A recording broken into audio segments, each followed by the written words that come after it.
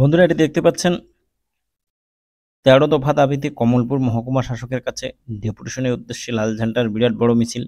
এই যে মিছিলটি দেখতে পাচ্ছেন, বর্তমান রাজ্যের যে পরিস্থিতি, সেই পরিস্থিতি অনুযায়ী কিন্তু মানুষ নিজের দাবি দেওয়াগুলো পূরণ করতে এখন রাস্তায় নামতে হচ্ছে।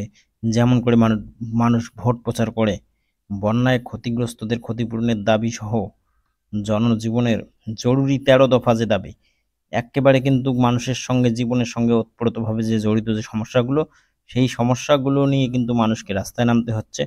কারণ রাজ্যের পরিস্থিতি এমনই একটা জায়গায় নিয়ে গেছে বর্তমান সরকার, যে রাজ্যের মানুষ একেবারে কিন্তু অতিষ্ঠ।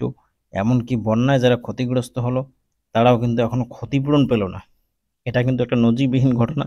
সারা ভারতবর্ষ জুড়ে যতগুলো রাজ্যে যতগুলো প্রাকৃতিক দুর্যোগ হয়েছে, প্রত্যেক জায়গায় কিন্তু তার ক্ষতিপূরণ করেছে সরকারেরা, কিন্তু এরকমভাবে কোনো আন্দোলন হয়নি। একমাত্র ত্রিপুরা রাজ্যেই দেখা যাচ্ছে, এখানে গ্রামে গঞ্জের থেকে মানুষ শহর এলাকা সব জায়গায় কিন্তু অতিষ্ঠ হয়েছে এই সরকারের শাসনের ফলে।